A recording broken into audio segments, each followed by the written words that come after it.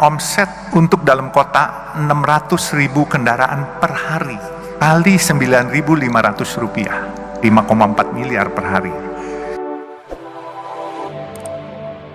Saya sempat merenung, saya sedih, tapi saya bangga melihat London School ini karena ibu bukan hanya mendidik ilmu yang dibutuhkan di dalam kita mencari pekerjaan, tetapi ibu juga mendidik sebagai orang tua, seorang ibu yang memberikan kasih sayang. Kita harus hormat, bukan hanya orang tua yang sayang kepada kita, tapi kita juga harus menyayangi orang tua kita. Kalau kita sayangi orang tua kita, perhatikan orang tua kita, insya Allah barokah, rezeki semua di depan mata disiapkan oleh Allah. Dan saya mengalami hal itu. Saya ini saat ini bukan CEO lagi, bukan direktur utama lagi dari Citra Marga Nusapala, yaitu pengelola jalan tol. Tapi alhamdulillah 2012 saya sebagai CEO di sana. Tetapi sekarang alhamdulillah saya sudah jadi pemilik 80% saham di Citra Marga. Itu semua bukan karena kepintaran saya, bukan karena kehebatan saya, tetapi semua gerak Allah. Saya mulai dari kecil, saya sebagai pedagang es mambo, pedagang asongan. Saya tidak pernah bermimpi, tapi saya punya mimpi selalu. Oleh sebab itu saya selalu katakan kepada teman-teman, dalam hidup ini kita harus punya mimpi. Tetapi mimpi itu harus kita juga yang membuat menjadi kenyataan. Jangan biarkan mimpi itu berangan-angan saja di kepala kita, tapi kita harus jadikan kenyataan. Untuk membuat itu bagaimana? Kita jadi orang harus jujur dan amanah. Kedua, harus sayang kepada orang tua, karena doa orang tua ini membuat jalan kita jadi mulus. Saya selalu katakan kepada anak-anak saya, mungkin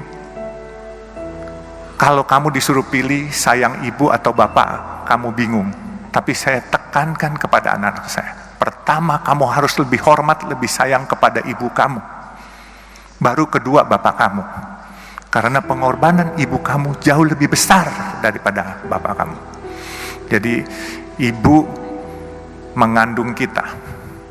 Begitu kita lahir, kita disuapin, terus kemudian kita ngompol, kita buang air besar, tengah malam, lagi tidur enak-enak, dia bangun, dia susuin kita, kadangkala cuci, kita punya ngompol cuci, kita punya bekas buang air. Kemudian dia didik kita, dia bawa kita ke sekolah, dia antar, diajarin kita. Kalau seorang ayah cuma cari nafkah saja diberikan, tetapi kalau yang mendidik anak-anak itu semua peran ibu sangat besar. Oleh sebab itu jangan sampai kita lupa akan pengorbanan seorang ibu. Dan pengorbanan seorang ibu itu nggak bisa diukur dengan materi.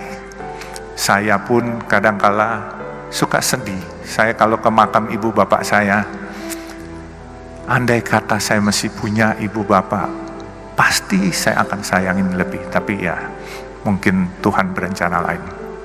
Jadi mungkin saya harus jelaskan. Kegiatan saya adalah dulu cita-cita cuman jadi tukang parkir.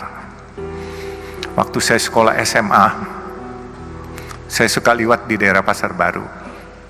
Saya tanya tukang parkir, satu hari dapat berapa sih?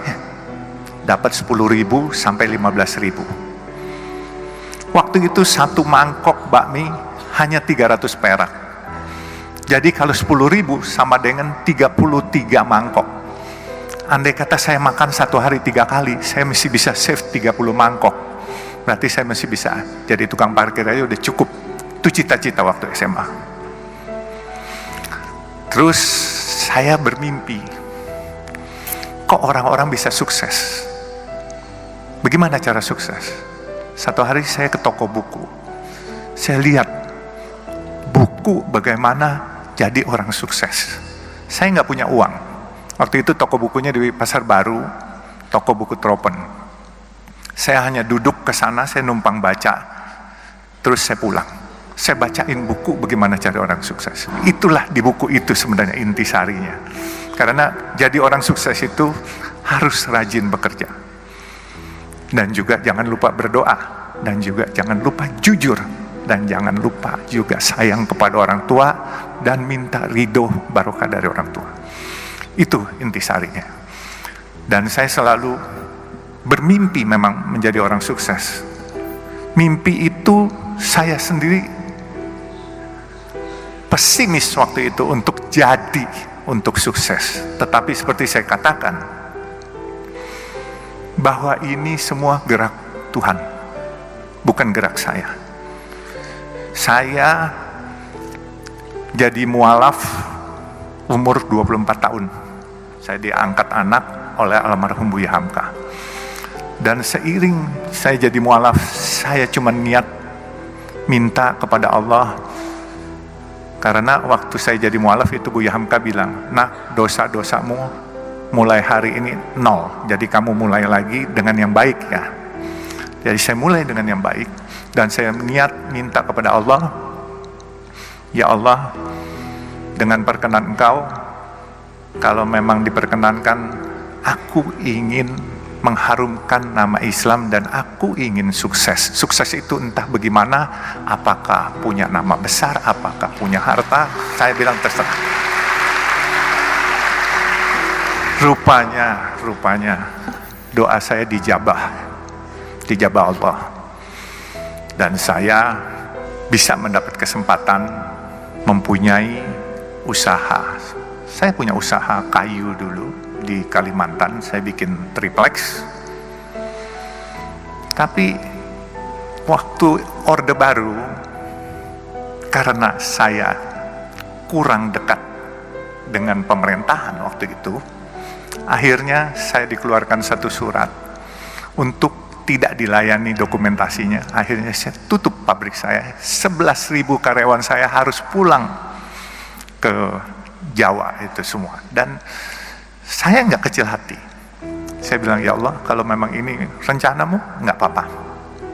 11.000 karyawan bedol desa semua pulang." Saya diam, terus saya coba lagi untuk berusaha lagi. Tetap kadangkala jatuh bangun itu pasti. Ya ada hal-hal waktu 2008, saya ingat itu pabrik tahun 94 saya tutup dan saya 2008 diajak seorang teman. 14 tahun saya pensiun, itu ibaratnya nggak ada kerjaan. Diajak seorang teman untuk ikut di perusahaan pemboran minyak lepas pantai. Tapi 1 tahun saya bilang ini bukan bidang saya. Kemudian saya tahun 2012 saya ditawarkan oleh pemegang saham yang sedang berantem, pemegang saham jalan tol Citra Marga Nusapala Persada. Itu jalan tol dalam kota, dan sekarang ini kalau perusahaan tol swasta terbesar adalah Citra Marga. Jadi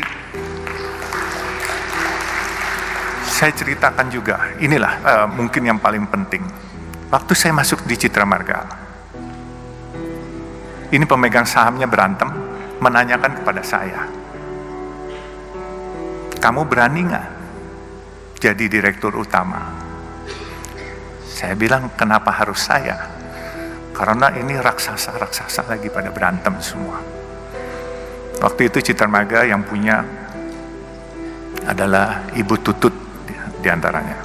Terus ada Robi Sumampau, Robi Kete, dan ini naga-naga semua lah. Kebenaran saya ini kelahiran Kalimantan Timur, dari Sungai Mahakam saya lahir. Lalu saya jawab sama teman-teman saya, selama enggak nyuri, saya berani apa saja, saya bilang, dan tidak korupsi. Akhirnya saya ditunjuk sebagai direktur utama. Di waktu saya ditunjuk sebagai direktur utama, saya melihat karena ini perusahaan publik, pemegang sahamnya ini banyakkan institusi-institusi asing. Saya lihat ini perusahaan bagus. Kenapa saya bilang bagus? Coba pikirkan, ini kalau bukan gerak Tuhan, saya nggak akan memiliki perusahaan ini.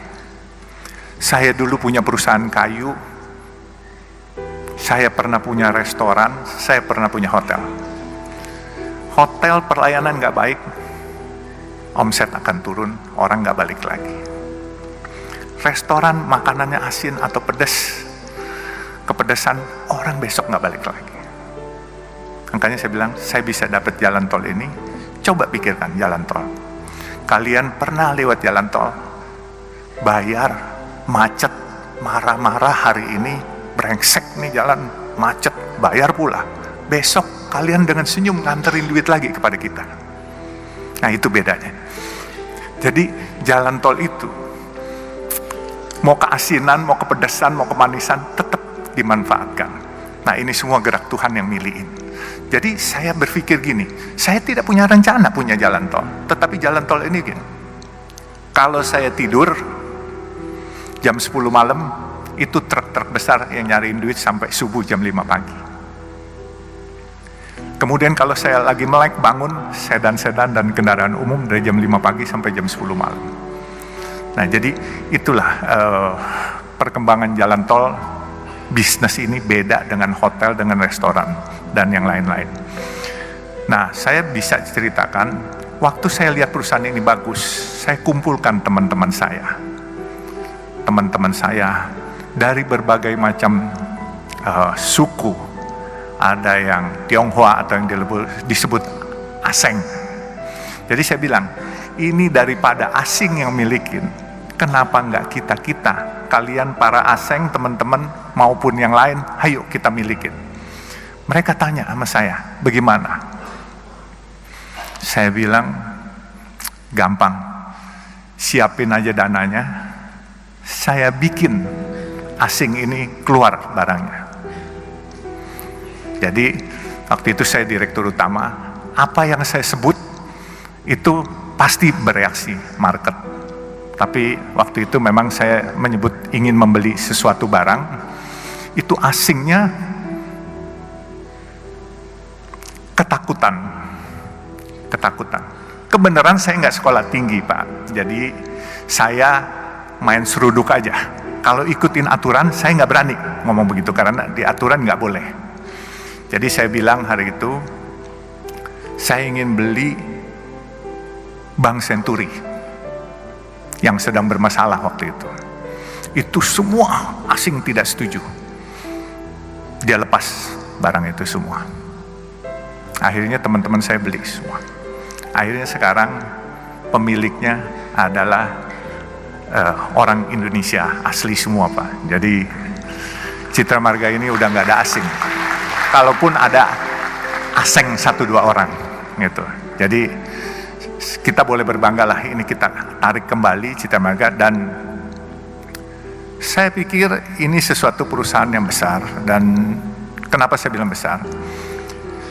Dia punya omset untuk dalam kota 600.000 kendaraan per hari. Memang biaya pembangunannya cukup besar. 600.000 kendaraan kali 9.500 rupiah. Kurang lebih hampir 6 miliar, 5,4 miliar per hari.